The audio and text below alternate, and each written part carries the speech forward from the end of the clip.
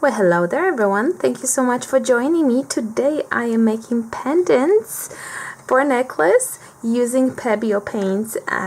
If you have not used Pebeo Paints, Prism in particular, you don't know how awesome they are. They actually change into this honeycomb effect as they dry. And the paint really, as you apply, does its own thing. So you really don't know what kind of outcome you're going to get.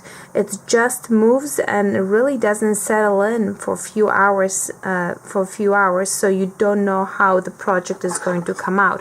Which the neatest thing is, you will never get two the same outcomes. Now you can still combine colors. Certain colors will look better than others together.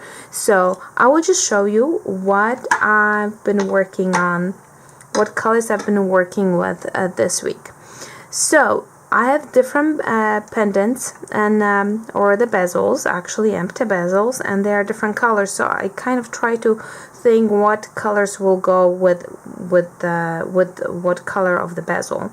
So I'm going to start off and I'm going to create this really happy one with all the different colors. That's going to be my first one.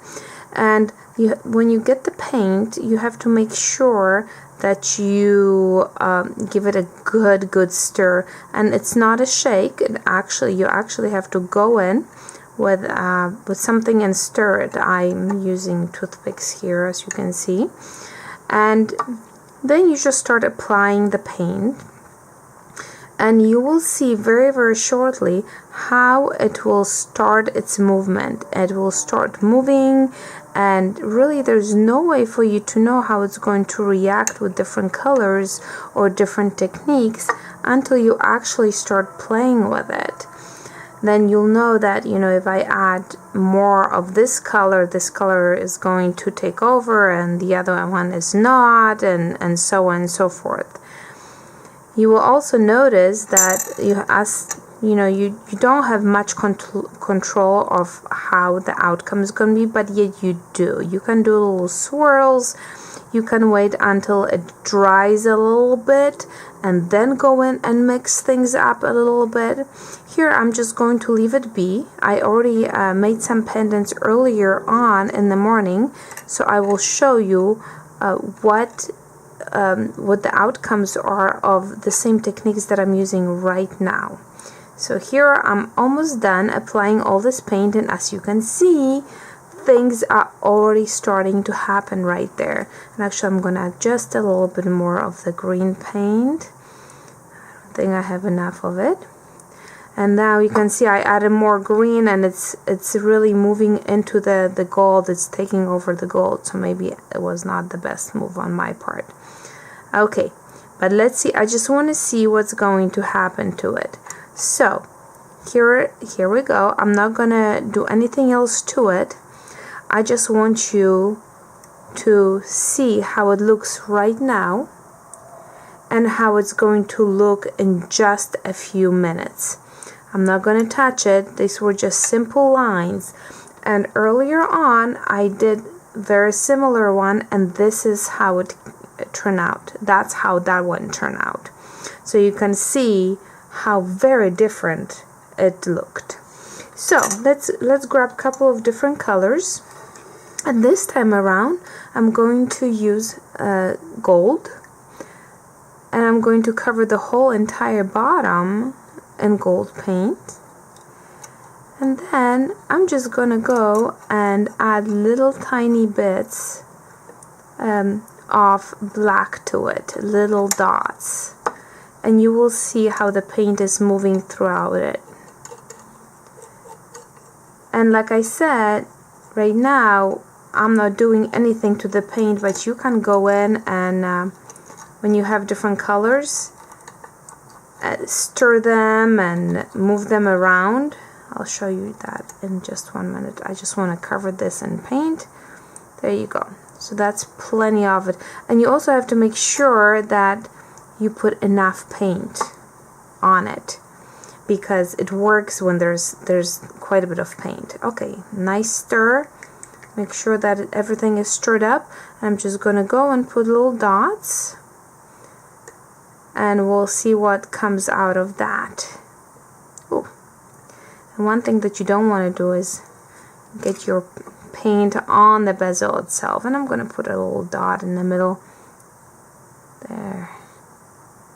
Okay, so these are the dots, and I'm just going to leave it be just for a minute, but I want to show you how that turned out. Now, I'm not saying that this is going to exactly look like that, but this is more or less what that will turn into, because that's what I had before. Now let's do one more, and this one I'm gonna add some movement to it.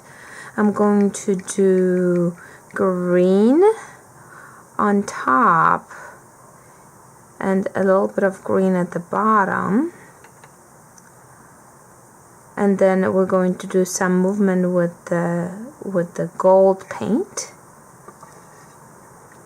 and see how that's gonna work out for us.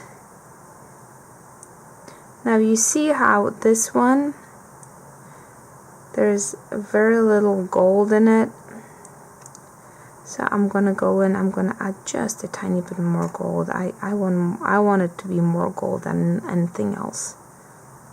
Okay, and here we have the green and the gold.